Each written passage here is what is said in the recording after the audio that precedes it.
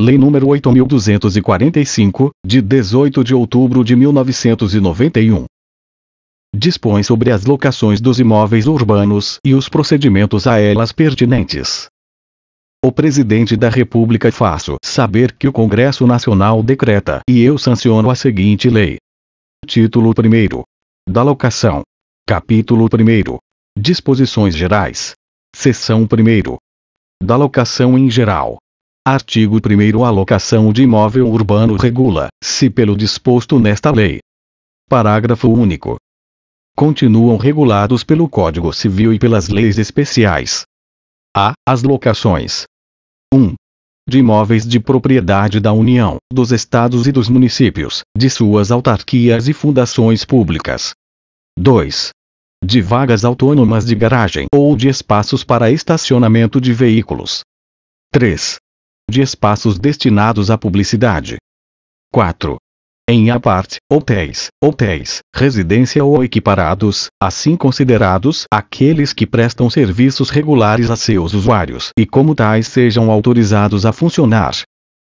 B. O arrendamento mercantil, em qualquer de suas modalidades.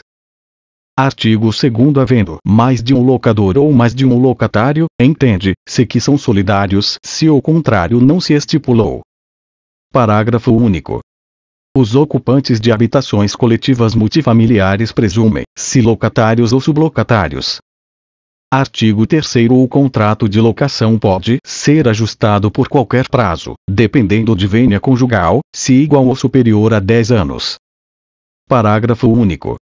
Ausente a vênia conjugal, o cônjuge não estará obrigado a observar o prazo excedente. Artigo 4º. Durante o prazo estipulado para a duração do contrato, não poderá o locador reaver o imóvel alugado.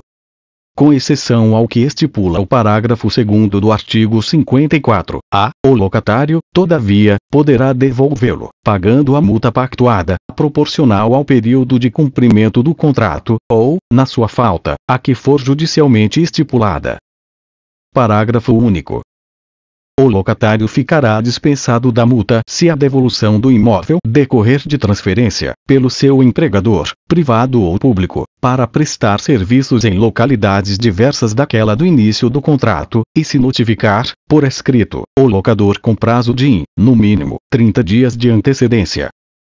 Artigo 5º. Seja qual for o fundamento do término da locação, a ação do locador para reaver o imóvel é a de despejo. Parágrafo único.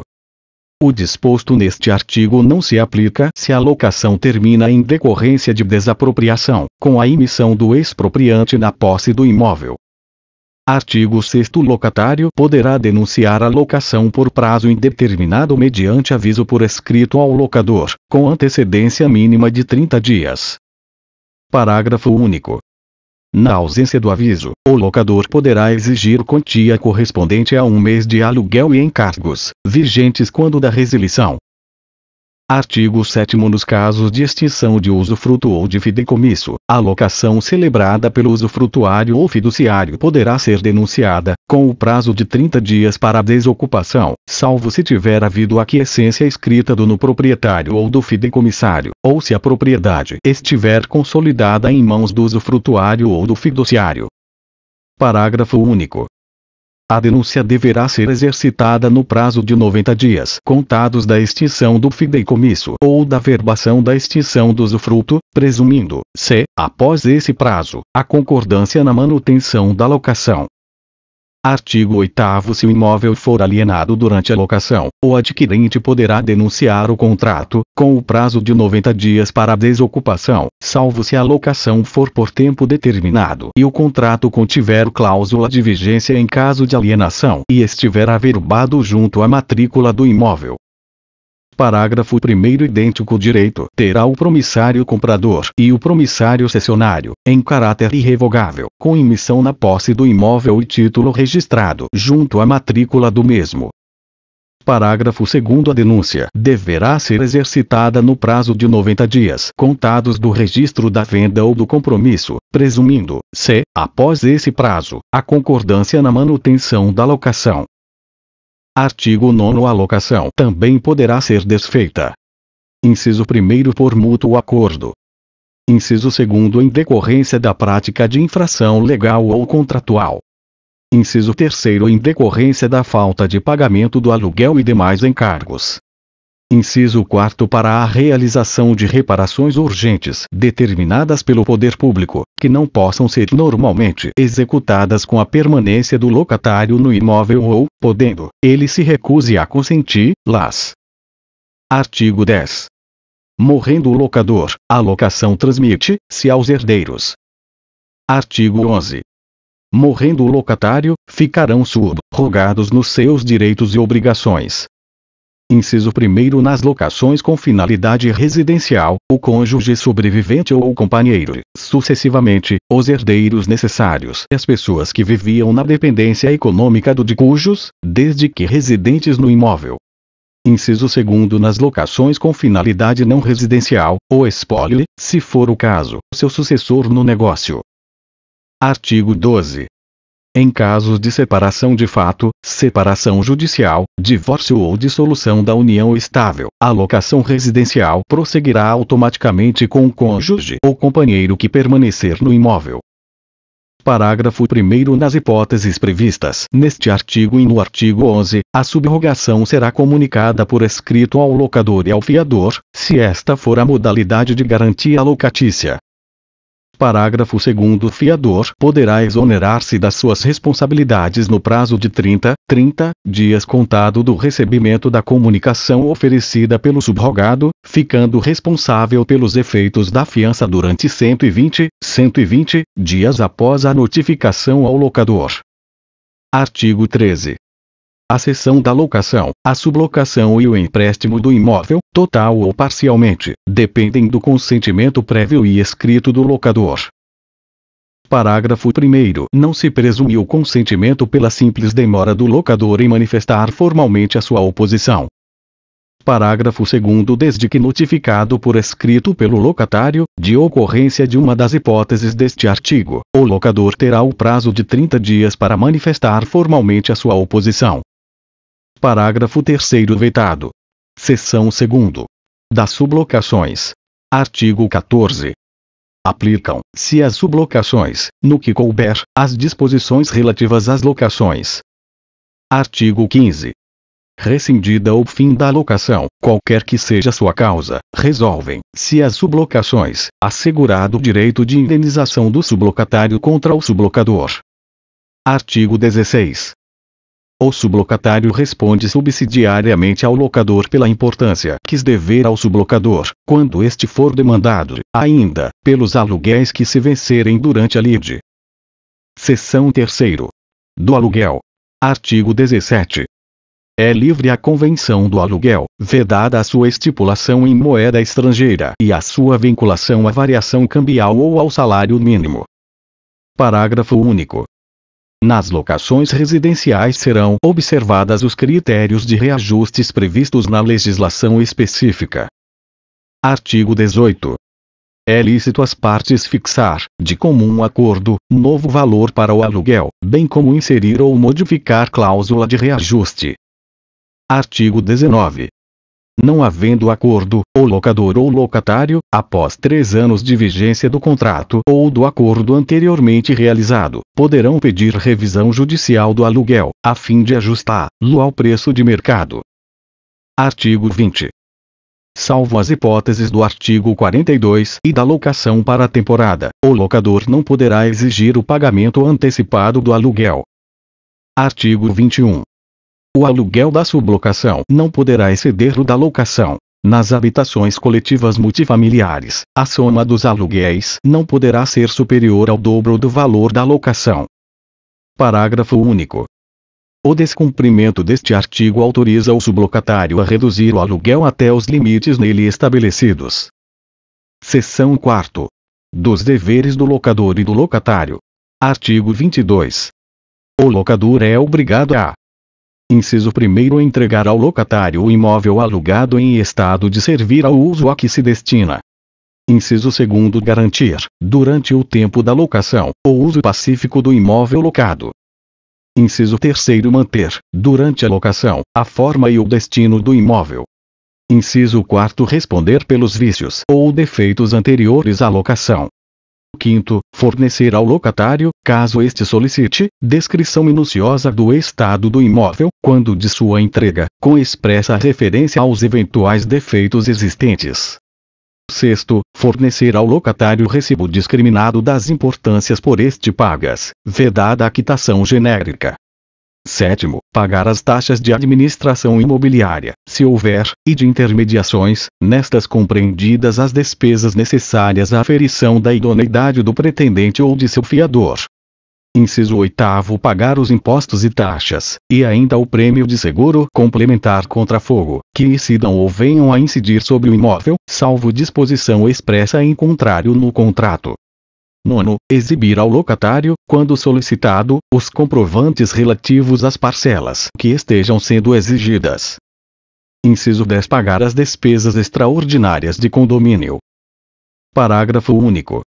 Por despesas extraordinárias de condomínio se entendem aquelas que não se refiram aos gastos rotineiros de manutenção do edifício, especialmente a. Obras de reformas ou acréscimos que interessem a estrutura integral do imóvel. B. Pintura das fachadas, empenas, poços de aeração e iluminação, bem como das esquadrias externas. C. Obras destinadas a repor as condições de habitabilidade do edifício. D. Indenizações trabalhistas e previdenciárias pela dispensa de empregados, ocorridas em data anterior ao início da locação. E. Instalação de equipamento de segurança e de incêndio, de telefonia, de intercomunicação, de esporte e de lazer. F. Despesas de decoração e paisagismo nas partes de uso comum. G. Constituição de fundo de reserva. Artigo 23. O locatário é obrigado a: inciso 1º. Pagar pontualmente o aluguel e os encargos da locação, legal ou contratualmente exigíveis, no prazo estipulado ou, em sua falta, até o 6º dia útil do mês seguinte ao vencido, no imóvel locado, quando outro local não tiver sido indicado no contrato. Inciso 2º. Servir, se do imóvel para o uso convencionado ou presumido, compatível com a natureza deste e com o fim a que se destina, devendo tratá-lo com o mesmo cuidado como se fosse seu. Inciso 3º. Restituir o imóvel, fim da locação, no estado em que o recebeu, salvo as deteriorações decorrentes do seu uso normal. Inciso 4º. Levar imediatamente ao conhecimento de locador o surgimento de qualquer dano ou defeito cuja reparação a este incumba, bem como as eventuais turbações de terceiros. 5º. Realizar a imediata reparação dos danos verificados no imóvel, ou nas suas instalações, provocadas por si, seus dependentes, familiares, visitantes ou prepostos. 6º. Não modificar a forma interna ou externa do imóvel sem o consentimento prévio e por escrito do locador. 7º. Entregar imediatamente ao locador os documentos de cobrança de tributos e encargos condominiais, bem como qualquer intimação, multa ou exigência de autoridade pública, ainda que dirigida a ele, locatário. Inciso 8º. Pagar as despesas de telefone e de consumo de força, luz e gás, água e esgoto.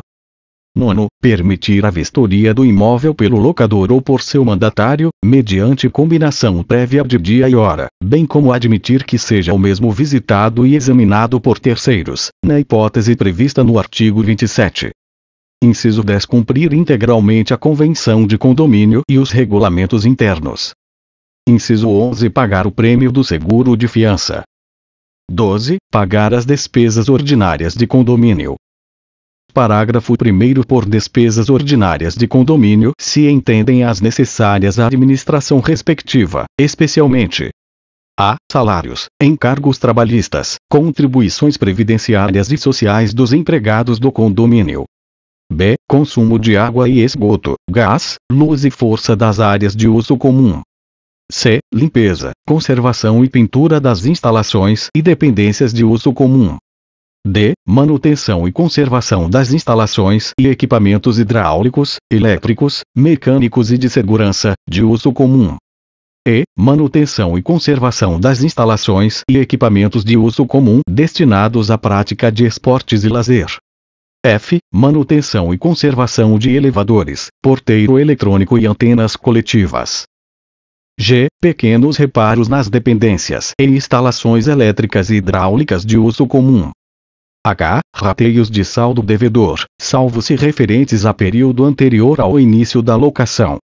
Primeiro, reposição do fundo de reserva, total ou parcialmente utilizado no custeio ou complementação das despesas referidas nas alíneas anteriores, salvo se referentes a período anterior ao início da locação.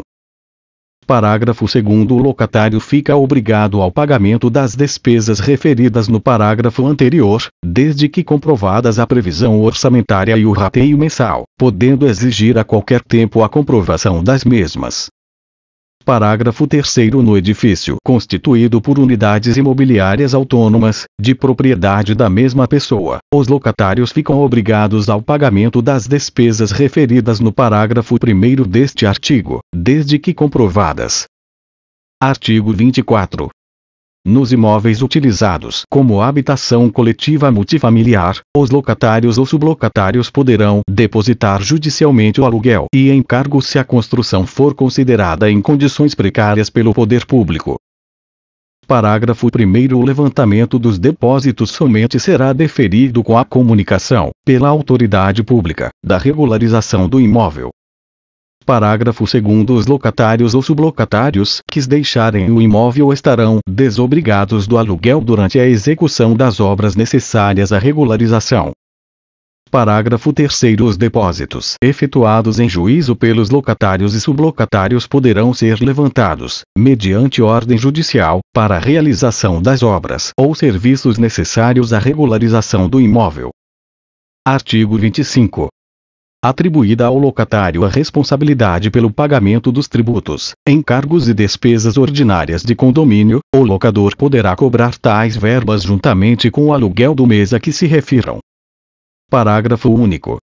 Se o locador antecipar os pagamentos, a ele pertencerão as vantagens daí advindas, salvo se o locatário reembolsá-lo integralmente.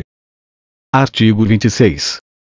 Necessitando o imóvel de reparos urgentes, cuja realização incumba ao locador, o locatário é obrigado a consenti-los. Parágrafo único. Se os reparos durarem mais de 10 dias, o locatário terá direito ao abatimento do aluguel, proporcional ao período excedente. Se mais de 30 dias, poderá resiliir o contrato. Seção 5ª. Do direito de preferência. Artigo 27. No caso de venda, promessa de venda, cessão ou promessa de cessão de direitos ou dação em pagamento, o locatário tem preferência para adquirir o imóvel locado, em igualdade de condições com terceiros, devendo o locador dar-lhe conhecimento do negócio mediante notificação judicial, extrajudicial ou outro meio de ciência inequívoca. Parágrafo único. A comunicação deverá conter todas as condições do negócio, em especial, o preço, a forma de pagamento, a existência de ônus reais, bem como o local e horário em que pode ser examinada a documentação pertinente. Artigo 28. O direito de preferência do locatário caducará se não manifestada, de maneira inequívoca, sua aceitação integral à proposta, no prazo de 30 dias. Artigo 29. Ocorrendo a aceitação da proposta, pelo locatário, a posterior desistência do negócio pelo locador acarreta, a este, responsabilidade pelos prejuízos ocasionados, inclusive lucros cessantes. Artigo 30. Estando o imóvel sublocado em sua totalidade, caberá a preferência ao sublocatário e, em seguida, ao locatário. Se forem vários os sublocatários, a preferência caberá a todos, em comum, ou a qualquer deles, se um só for o interessado. Parágrafo único. Havendo pluralidade de pretendentes, caberá a preferência ao locatário mais antigo, e, se da mesma data, ao mais idoso. Artigo 31. Em se tratando de alienação de mais de uma unidade imobiliária, o direito de preferência incidirá sobre a totalidade dos bens objeto da alienação. Artigo 32. O direito de preferência não alcança os casos de perda da propriedade ou venda por decisão judicial, permuta, doação, integralização de capital, cisão, fusão e incorporação. Parágrafo único. Nos contratos firmados a partir de 1 de outubro de 2001, o direito de preferência de que trata este artigo não alcançará também os casos de constituição da propriedade fiduciária e de perda da propriedade ou venda por quaisquer formas de realização de garantia, inclusive mediante leilão extrajudicial, devendo essa condição constar expressamente em cláusula contratual específica, destacando-se das demais por sua apresentação gráfica. Artigo 33. O locatário preterido no seu direito de preferência poderá reclamar do alienante as perdas e danos ou, depositando o preço e demais despesas do ato de transferência, haver para si o imóvel locado, se o requerer no prazo de 6 meses, a contar do registro do ato no cartório de imóveis, desde que o contrato de locação esteja averbado pelo menos 30 dias antes da alienação, junto à matrícula do imóvel. Parágrafo único. A averbação far-se à vista de qualquer das vias do contrato de locação, desde que subscrito também por 2 testemunhas. Artigo 34. Havendo condomínio no imóvel, a preferência do condômino terá prioridade sobre a do locatário. Seção 6ª. Das benfeitórias. Artigo 35. Salvo expressa disposição contratual em contrário, as benfeitórias necessárias introduzidas pelo locatário, ainda que não autorizadas pelo locador, bem como as úteis, desde que autorizadas, serão indenizáveis e permitem o exercício do direito de retenção. Artigo 36. As benfeitórias voluptuárias não serão indenizáveis, podendo ser levantadas pelo locatário, fim da locação, desde que sua retirada não afete a estrutura e a substância do imóvel. Seção 7ª. Das garantias locatícias. Artigo 37. No contrato de locação, pode o locador exigir do locatário as seguintes modalidades de garantia. Inciso 1º caução. Inciso 2º fiança. Inciso 3º seguro de fiança locatícia. Inciso 4º cessão fiduciária de cotas de fundo de investimento. Parágrafo único. É vedada, sob pena de nulidade, mais de uma das modalidades de garantia num mesmo contrato de locação. Artigo 38. A caução poderá ser em bens móveis ou imóveis. Parágrafo 1º. A caução em bens móveis deverá ser registrada em cartório de títulos e documentos. A em bens imóveis deverá ser averbada à margem da respectiva matrícula. Parágrafo 2º. A caução em dinheiro, que não poderá exceder o equivalente a 3 meses de aluguel, será depositada em caderneta de poupança, autorizada pelo poder público e por ele regulamentada, revertendo em benefício do locatário todas as vantagens dela decorrentes por ocasião do levantamento da soma respectiva. Parágrafo 3º. A caução em títulos e ações deverá ser substituída, no prazo de 30 dias, em caso de concordata, falência ou liquidação das sociedades emissoras. Artigo 39. Salvo disposição contratual em contrário, qualquer das garantias da locação se estende até a efetiva devolução do imóvel, ainda que prorrogada a locação por prazo indeterminado, por força desta lei. Artigo 40. O locador poderá exigir novo fiador ou a substituição da modalidade de garantia, nos seguintes casos. Inciso 1º. Morte do fiador.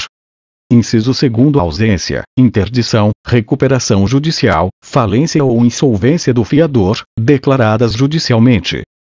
Inciso 3º. Alienação ou gravação de todos os bens imóveis do fiador ou sua mudança de residência sem comunicação ao locador. Inciso 4º. Exoneração do fiador. 5º. Prorrogação da locação por prazo indeterminado, sendo a fiança ajustada por prazo certo. 6º. Desaparecimento dos bens móveis. 7º. Desapropriação ou alienação do imóvel.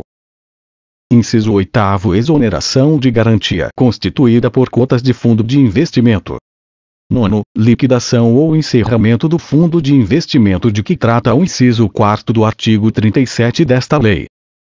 10. Prorrogação da locação por prazo indeterminado ou uma vez notificado o locador pelo fiador de sua intenção de desoneração, ficando obrigado por todos os efeitos da fiança, durante 120 dias após a notificação ao locador.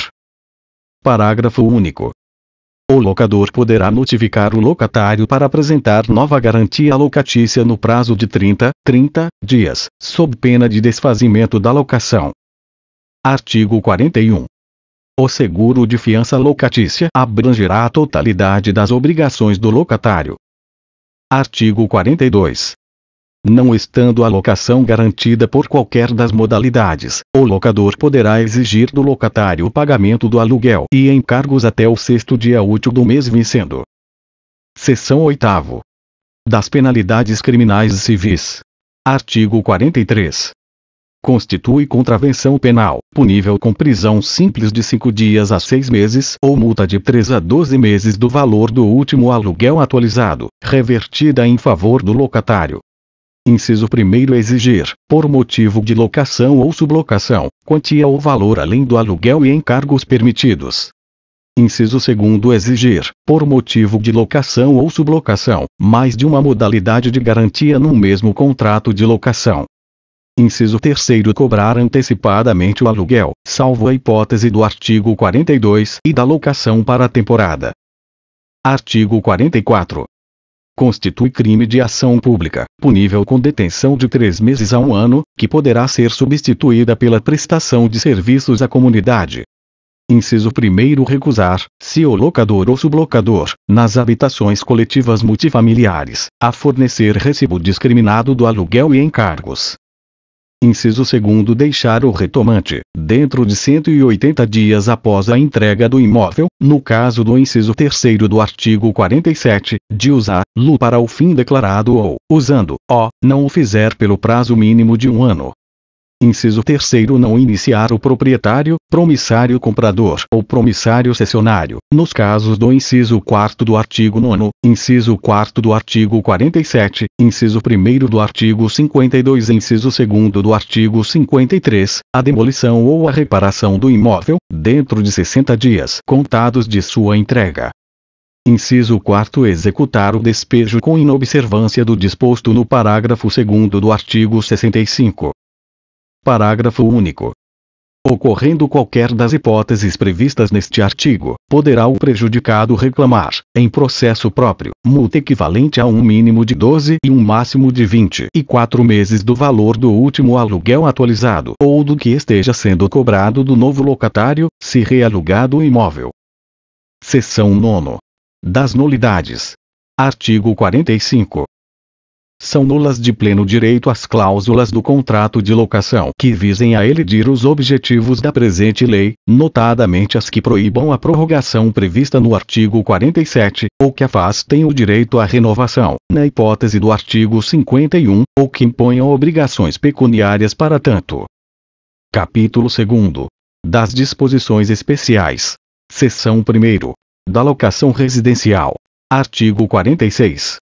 Nas locações ajustadas por escrito e por prazo igual ou superior a 30 meses, a resolução do contrato ocorrerá fim do prazo estipulado, independentemente de notificação ou aviso.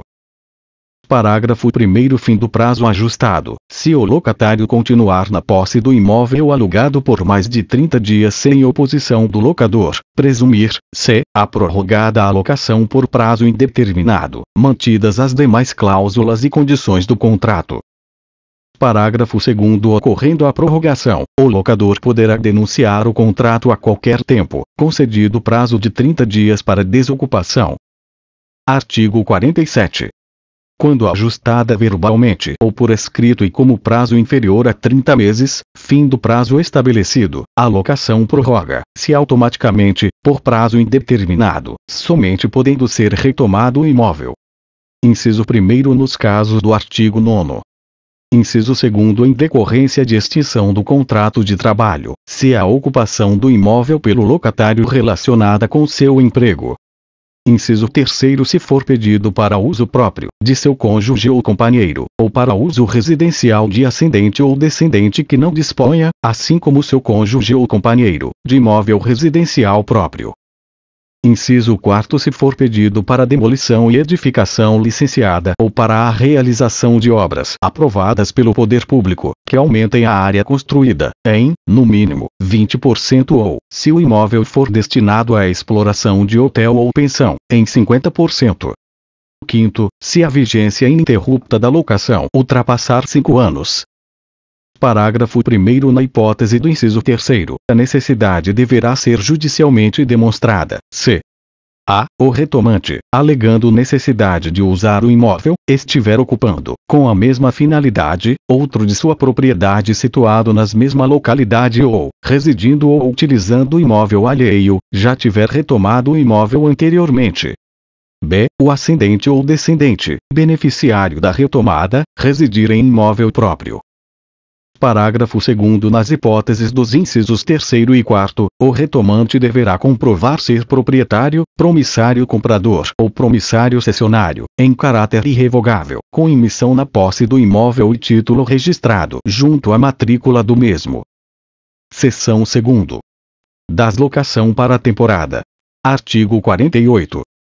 Considera-se locação para a temporada aquela destinada à residência temporária do locatário, para a prática de lazer, realização de cursos, tratamento de saúde, feitura de obras em seu imóvel, e outros fatos que decorrem então somente de determinado tempo, e contratada por prazo não superior a 90 dias, esteja ou não mobiliado o imóvel.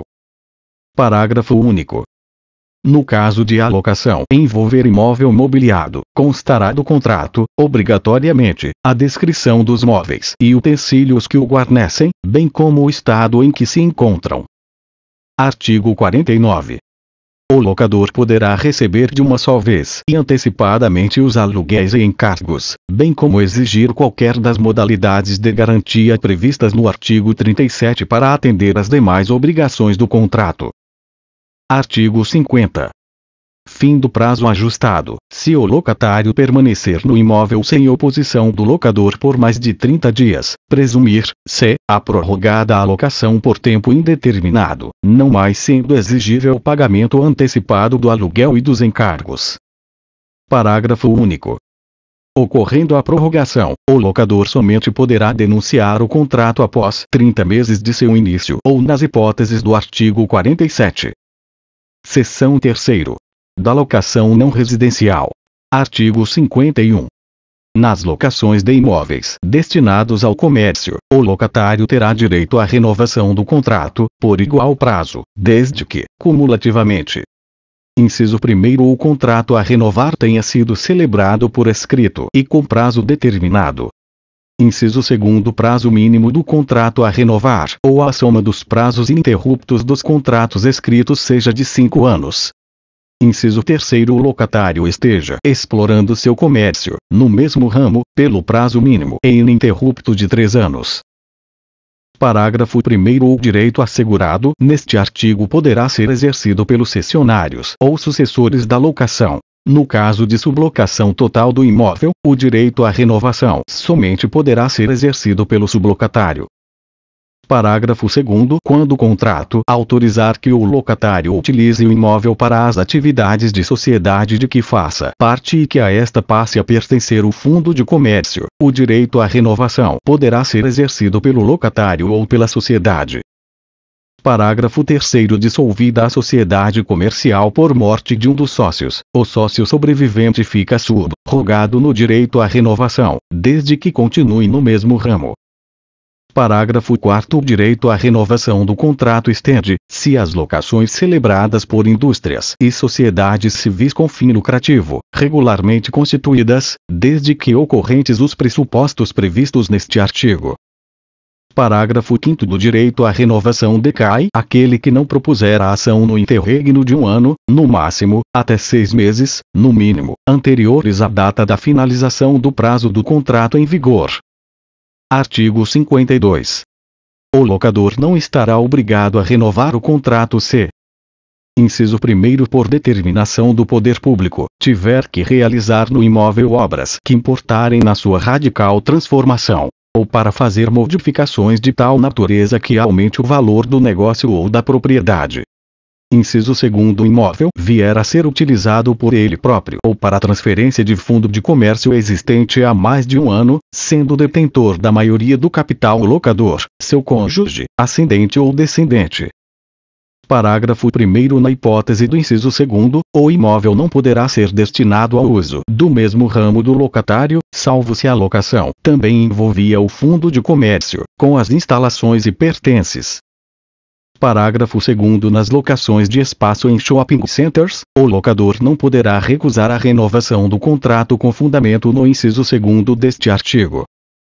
Parágrafo 3º. O locatário terá direito à indenização para ressarcimento dos prejuízos e dos lucros cessantes que tiver que arcar com mudança, perda do lugar e desvalorização do fundo de comércio, se a renovação não ocorrer em razão de proposta de terceiro, em melhores condições, ou se o locador, no prazo de 3 meses da entrega do imóvel, não der o destino alegado ou não iniciar as obras determinadas pelo poder público ou que declarou pretender realizar.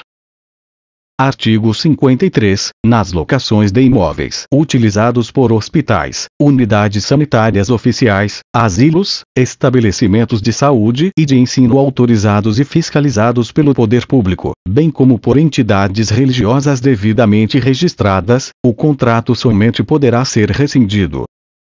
Inciso 1º. Nas hipóteses do artigo 9º. Inciso 2º. Se o proprietário, promissário comprador ou promissário cessionário, em caráter irrevogável e emitido na posse, com título registrado, que haja quitado o preço da promessa ou que, não o tendo feito, seja autorizado pelo proprietário, pedir o imóvel para demolição, edificação, licenciada ou reforma que venha a resultar em aumento mínimo de 50% da área útil. Artigo 54. Nas relações entre lojistas e empreendedores de shopping center, prevalecerão as condições livremente pactuadas nos contratos de locação respectivos e as disposições procedimentais previstas nesta lei. Parágrafo 1º. O empreendedor não poderá cobrar do locatário em shopping center a. As despesas referidas nas alíneas A, B e D do parágrafo único do artigo 22. B. As despesas com obras ou substituições de equipamentos, que impliquem modificar o projeto ou o memorial descritivo da data do habite, se obras de paisagismo nas partes de uso comum. Parágrafo 2º. As despesas cobradas do locatário devem ser previstas em orçamento, salvo casos de urgência ou força maior, devidamente demonstradas, podendo o locatário, a cada 60 dias, por si ou entidade de classe exigir a comprovação das mesmas. Artigo 54-A. Na locação não residencial de imóvel urbano na qual o locador procede à prévia aquisição, construção ou substancial reforma, por si mesmo ou por terceiros, do imóvel então especificado pelo pretendente à locação, a fim de que seja este locado por prazo determinado, prevalecerão as condições livremente pactuadas no contrato respectivo e as disposições procedimentais previstas nesta lei. Parágrafo 1º. Poderá ser convencionada a renuncia ao direito de revisão do valor dos aluguéis durante o prazo de vigência do contrato de locação. Parágrafo 2º. Em caso de denúncia antecipada do vínculo locatício pelo locatário, compromete-se este a cumprir a multa convencionada, que não excederá, porém, a soma dos valores dos aluguéis a receber até o termo final da locação. Parágrafo 3º. Vetado. Artigo 55. Considera-se locação não residencial quando o locatário for pessoa jurídica e o imóvel destinar-se ao uso de seus titulares, diretores, sócios, gerentes, executivos ou empregados. Artigo 56. Nos demais casos de locação não residencial, o contrato por prazo determinado cessa, de pleno direito, fim do prazo estipulado, independentemente de notificação ou aviso. Parágrafo único. Fim do prazo estipulado, se o locatário permanecer no imóvel por mais de 30 dias sem oposição do locador, presumir-se a prorrogada a locação nas condições ajustadas, mas sem prazo determinado. Artigo 57. O contrato de locação por prazo indeterminado pode ser denunciado por escrito, pelo locador, concedidos ao locatário 30 dias para a desocupação. Título 2º. Dos procedimentos. Capítulo 1º. Das disposições gerais.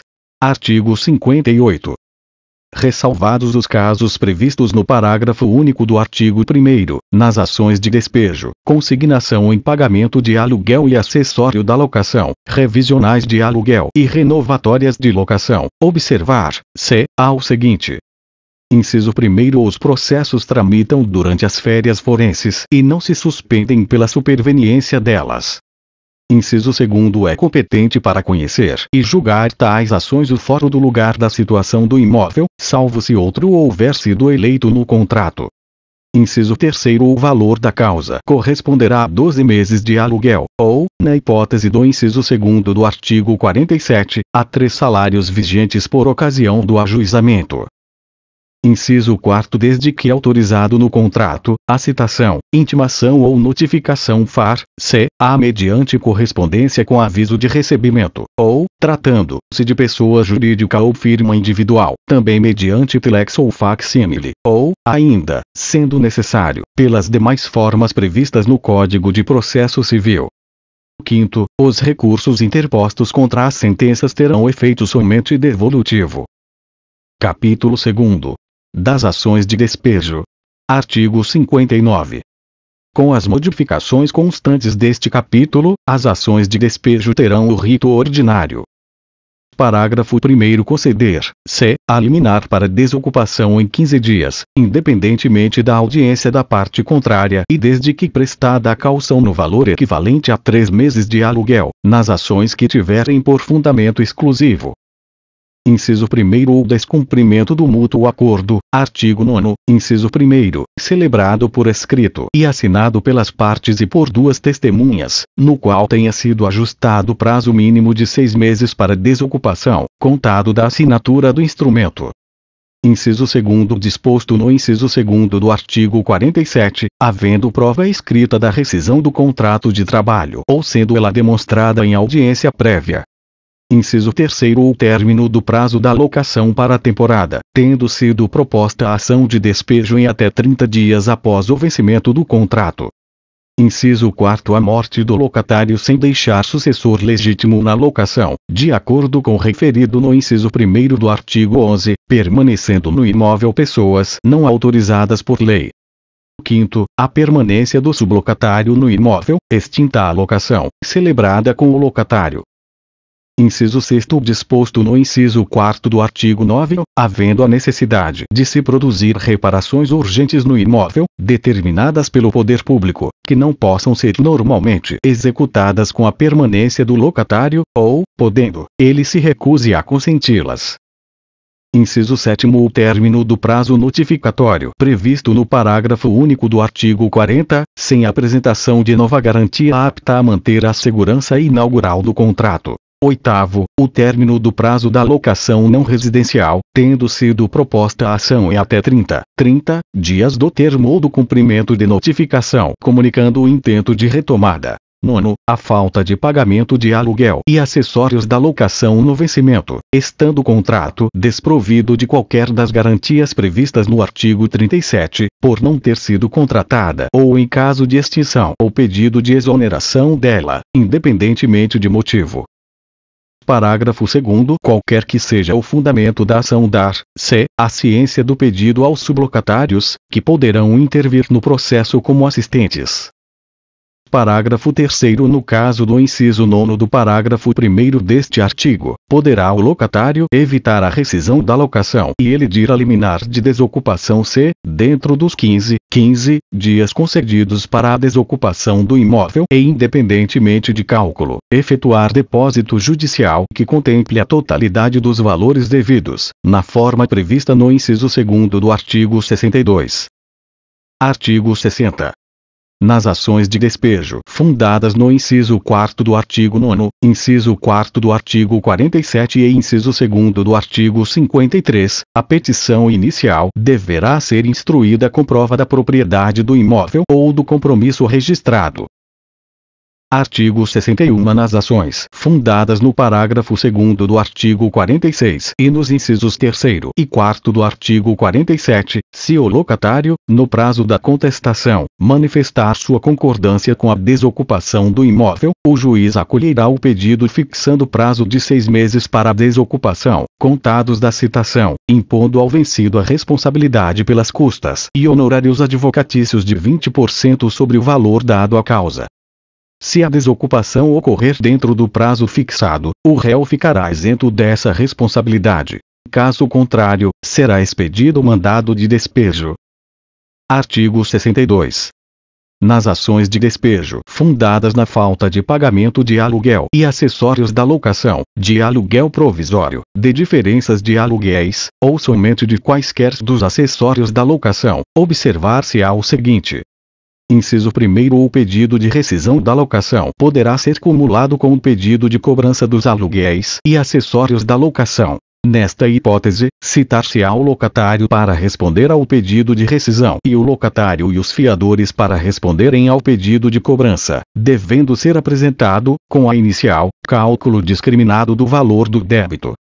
Inciso 2º. O locatário e o fiador poderão evitar a rescisão da locação efetuando, no prazo de 15 dias, contado da citação, o pagamento do débito atualizado, independentemente de cálculo e mediante depósito judicial, incluídos a. Os aluguéis e acessórios da locação que vencerem até a sua efetivação. b. As multas ou penalidades contratuais, quando exigíveis. c. Os juros de mora. d. As custas e os honorários do advogado do locador, fixados em 10% sobre o montante devido, se do contrato não constar disposição diversa.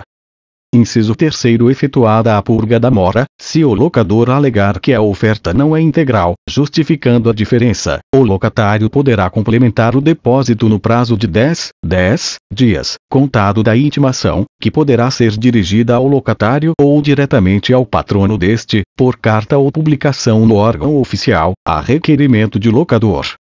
Inciso 4º. Não sendo integralmente complementado o depósito, o pedido de rescisão prosseguirá pela diferença, podendo o locador levantar a quantia depositada.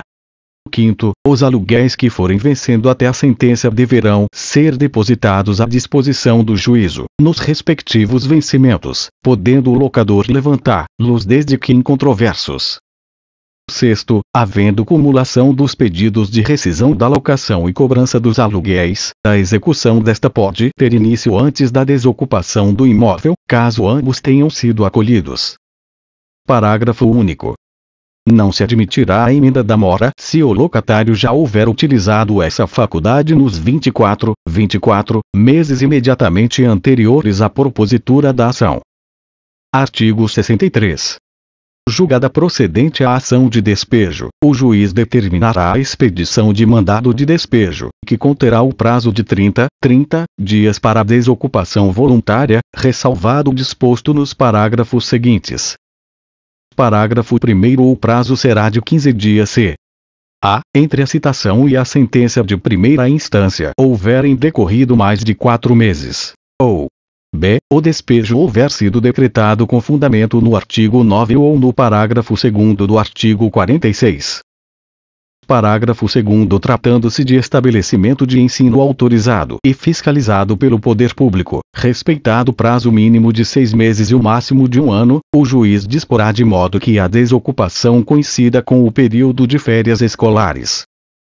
Parágrafo 3º. Tratando-se de hospitais, repartições públicas, unidades sanitárias oficiais, asilos, estabelecimentos de saúde e de ensino autorizados e fiscalizados pelo poder público, bem como por entidades religiosas devidamente registradas, e o despejo for decretado com fundamento no inciso 4º do artigo 9º ou no inciso 2º do artigo 53, o prazo será de 1 ano, exceto no caso em que entre a citação e a sentença de primeira instância houver decorrido mais de 1 ano, hipótese em que o prazo será de 6 meses. Parágrafo 4º. A sentença que decretar o despejo fixará o valor da caução para o caso de ser executada provisoriamente. Artigo 64. salvo nas hipóteses das ações fundadas no artigo 9, a execução provisória do despejo dependerá de caução não inferior a 6 meses nem superior a 12 meses do aluguel, atualizado até a data da prestação da caução. Parágrafo 1º. A caução poderá ser real ou fidejussória e será prestada nos autos da execução provisória. Parágrafo 2º. Ocorrendo a reforma da sentença ou da decisão que concedeu liminarmente o despejo, o valor da caução reverterá em favor do réu, como indenização mínima das perdas e danos, podendo este reclamar, em ação própria, a diferença pelo que a exceder. Artigo 65. Fim do prazo assinado para a desocupação, contado da data da notificação, será efetuado o despejo, se necessário com emprego de força, inclusive arrombamento. Parágrafo 1º. Os móveis e utensílios serão entregues à guarda de depositário, se não os quiser retirar o despejado. Parágrafo 2º. O despejo não poderá ser executado até o 30º dia seguinte ao do falecimento do cônjuge, ascendente, descendente ou irmão de qualquer das pessoas que habitem o imóvel. Artigo 66. Quando o imóvel for abandonado após ajuizada a ação, o locador poderá emitir-se na posse do imóvel. Capítulo 3º. Da ação de consignação de aluguel e acessórios da locação. Artigo 67. Na ação que objetivar o pagamento dos aluguéis e acessórios da locação mediante consignação, será observado o seguinte. Inciso 1º. A petição inicial, além dos requisitos exigidos pelo artigo 282 do Código de Processo Civil, deverá especificar os aluguéis e acessórios da locação com indicação dos respectivos valores. Inciso 2º. Determinada a citação do réu, o autor será intimado a, no prazo de 24 horas, efetuar o depósito judicial da importância indicada na petição inicial, sob pena de ser extinto o processo. Inciso 3º. O pedido envolverá a quitação das obrigações que vencerem durante a tramitação do feito e até ser prolatada a sentença de primeira instância, devendo o autor promover os depósitos nos respectivos vencimentos. Inciso 4º. Não sendo oferecida a contestação, ou se o locador receber os valores depositados, o juiz acolherá o pedido, declarando quitadas as obrigações, condenando o réu ao pagamento das custas e honorários de 20% do valor dos depósitos. 5º. A contestação do locador, além da defesa de direito que possa caber, ficará distrita, quanto à matéria de fato, a. Não ter havido recusa ou mora em receber a quantia devida. B. Ter sido justa a recusa. C. Não ter sido efetuado o depósito no prazo ou no lugar do pagamento. D. Não ter sido depósito integral. 6º. Além de contestar, o réu poderá, em reconvenção, pedir o despejo e a cobrança dos valores objeto da consignatória ou da diferença do depósito inicial, na hipótese de ter sido alegado não ser o mesmo integral. 7º. O autor poderá complementar o depósito inicial, no prazo de 5 dias contados da ciência do oferecimento da resposta, com acréscimo de 10% sobre o valor da diferença. Se tal ocorrer, o juiz declarará quitadas as obrigações, elidindo a rescisão da locação, mas imporá ao autor reconvindo a responsabilidade pelas custas e honorários advocatícios de 20% sobre o valor dos depósitos. Inciso 8º. Havendo, na reconvenção, cumulação dos pedidos de rescisão da locação e cobrança dos valores objeto da consignatória, a execução desta somente poderá ter início após obtida a desocupação do imóvel, caso ambos tenham sido acolhidos. Parágrafo único. O réu poderá levantar a qualquer momento as importâncias depositadas sobre as quais não penda controvérsia. Capítulo 4. Da ação revisional de aluguel. Artigo 68. Na ação revisional de aluguel, que terá o rito sumário, observar-se-á o seguinte. Inciso 1º. Além dos requisitos exigidos pelos artigos 276 e 282 do Código de Processo Civil, a petição inicial deverá indicar o valor do aluguel cuja fixação é pretendida. Inciso 2º. Ao designar a audiência de conciliação, o juiz, se houver pedido e com base nos elementos fornecidos tanto pelo locador como pelo locatário, ou nos que indicar, fixará aluguel provisório, que será devido desde a citação, nos seguintes moldes. A. Em ação proposta pelo locador, o aluguel provisório não poderá ser excedente a 80% do pedido. B. Em ação proposta pelo locatário, o aluguel provisório não poderá ser inferior a 80% do aluguel vigente. Inciso 3º. Sem prejuízo da contestação e até a audiência, o réu poderá pedir seja revisto o aluguel provisório, fornecendo os elementos para tanto. Inciso 4º. Na audiência de conciliação, apresentada a contestação, que deverá conter contraproposta. Se houver discordância quanto ao valor pretendido, o juiz tentará a conciliação e, não sendo esta possível, determinará a realização de perícia, se necessária, designando, desde logo, audiência de instrução e julgamento. Inciso 5º. O pedido de revisão previsto no inciso 3º deste artigo interrompe o prazo para a interposição de recurso contra a decisão que fixar o aluguel provisório. Parágrafo 1º. Não caberá ação revisional na pendência de prazo para desocupação do imóvel, artigos 46, parágrafo 2º e 57, ou quando tenha sido este estipulado amigável ou judicialmente. Parágrafo 2º. No curso da ação de revisão, o aluguel provisório será reajustado na periodicidade pactuada ou na fixada em lei. Artigo 69. O aluguel fixado na sentença retroage à citação, e as diferenças devidas durante a ação de revisão, descontados os aluguéis provisórios satisfeitos, serão pagas corrigidas, exigíveis a partir do trânsito em julgado da decisão que fixar o novo aluguel. Parágrafo 1º. Se pedido pelo locador, ou sublocador, a sentença poderá estabelecer periodicidade de reajustamento do aluguel diversa daquela prevista no contrato revisando, bem como adotar outro indexador para reajustamento do aluguel. Parágrafo 2º. A execução das diferenças será feita nos autos da ação de revisão. Artigo 70. Na ação de revisão do aluguel, o juiz poderá homologar acordo de desocupação, que será executado mediante expedição de mandado de despejo. Capítulo 5º. Da ação renovatória. Artigo 71.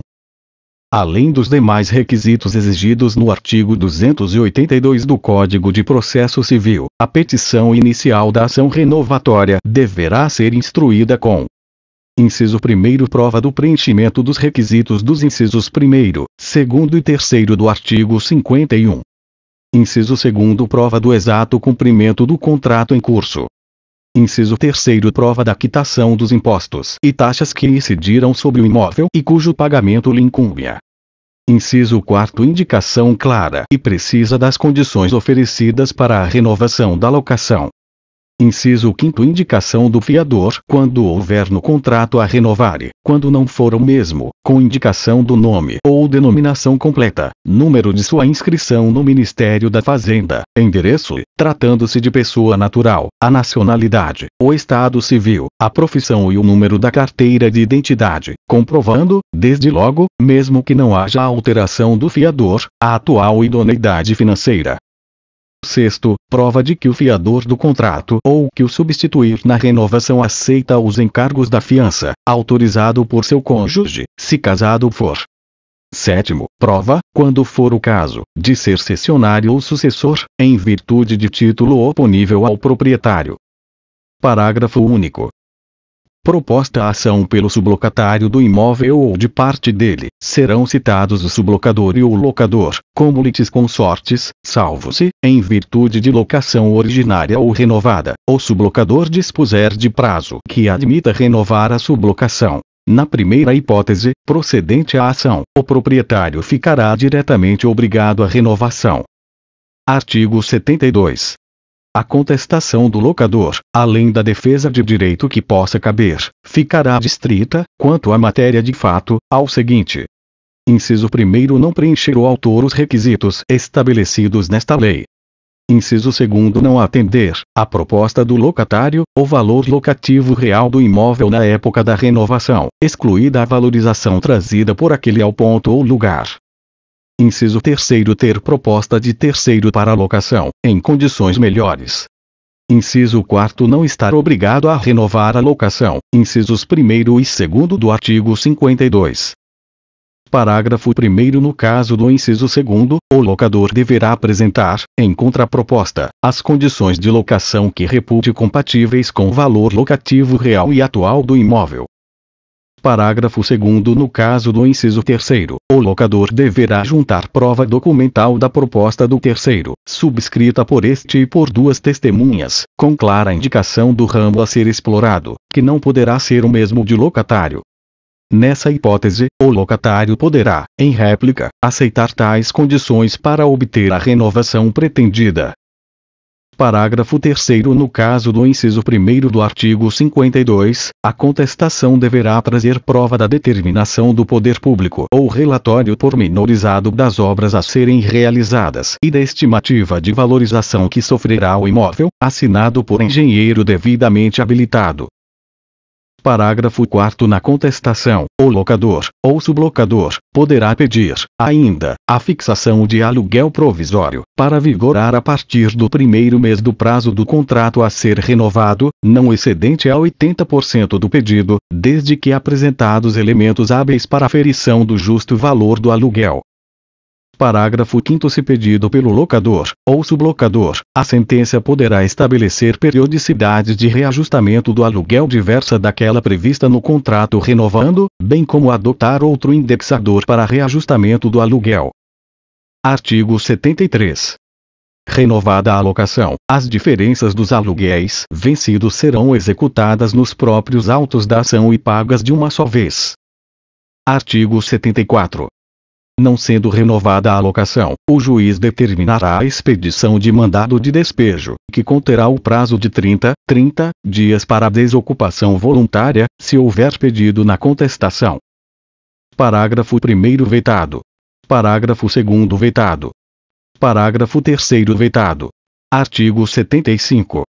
Na hipótese do inciso 3º do artigo 72, a sentença fixará desde logo a indenização devida ao locatário em consequência da não prorrogação da locação, solidariamente devida pelo locador e o proponente. Título 3º. Das disposições finais e transitórias. Artigo 76. Não se aplicam as disposições desta lei aos processos em curso. Artigo 77. Todas as locações residenciais que tenham sido celebradas anteriormente à vigência desta lei serão automaticamente prorrogadas por tempo indeterminado, ao término do prazo ajustado no contrato. Artigo 78. As locações residenciais que tenham sido celebradas anteriormente à vigência desta lei que já vigorem ou venham a vigorar por prazo indeterminado, poderão ser denunciadas pelo locador, concedido prazo de 12 meses para a desocupação. Parágrafo único. Na hipótese de ter havido revisão judicial ou amigável do aluguel, atingindo o preço do mercado, a denúncia somente poderá ser exercitada após 24 meses da data da revisão, se esta ocorreu nos 12 meses anteriores à data da vigência desta lei. Artigo 79. No que for omissa a esta lei aplicam-se as normas do Código Civil e do Código de Processo Civil. Artigo 80. Para os fins do inciso 1º do artigo 98 da Constituição Federal, as ações de despejo poderão ser consideradas como causas cíveis de menor complexidade. Artigo 81. O inciso 2º do artigo 167 e o artigo 169 da Lei N. 6.015, de 31 de dezembro de 1973, passam a vigorar com as seguintes alterações. Artigo 167. Inciso 2º. 16. Do contrato de locação, para os fins de exercício de direito de preferência. Artigo 169. Inciso 3º. O registro previsto no N3 do inciso 1º do artigo 167, e a averbação prevista no N16 do inciso 2º do artigo 167 serão efetuados no cartório onde o imóvel esteja matriculado mediante a apresentação de qualquer das vias do contrato, assinado pelas partes e subscrito por duas testemunhas, bastando a coincidência entre o nome de um dos proprietários e o locador. Artigo 82. O artigo 3º da Lei N. 8009, de 29 de março de 1990, passa a vigorar acrescido do seguinte inciso 7º. Artigo 3º. 7º, por obrigação decorrente de fiança concedida em contrato de locação. Artigo 83. Ao artigo 24 da Lei N. 4.591, de 16 de dezembro de 1964 fica acrescido o seguinte parágrafo 4º. Artigo 24. Quarto, nas decisões da Assembleia que envolvam despesas ordinárias do condomínio, o locatário poderá votar, caso o condomínio locador a ela não compareça. Artigo 84. Reputam-se válidos os registros dos contratos de locação de imóveis, realizados até a data da vigência desta lei. Artigo 85. Nas locações residenciais, é livre a convenção do aluguel quanto a preço, periodicidade e indexador de reajustamento, vedada a vinculação à variação do salário mínimo, variação cambial e moeda estrangeira. Primeiro, dos imóveis novos, com habite-se concedido a partir da entrada em vigor desta lei. Inciso 2º, dos demais imóveis não enquadrados no inciso anterior, em relação aos contratos celebrados, após 5 anos de entrada em vigor desta lei. Artigo 86. O artigo 8º da Lei N. 4.380, de 21 de agosto de 1964 passa a vigorar com a seguinte redação. Artigo 8º. Sistema financeiro da habitação, destinado a facilitar e promover a construção e a aquisição da casa própria ou moradia, especialmente pelas classes de menor renda da população, será integrado. Artigo 87. Vetado. Artigo 88. Vetado. Artigo 89. Esta lei entrará em vigor 60 dias após a sua publicação. Artigo 90. Revogam-se as disposições em contrário, especialmente. Inciso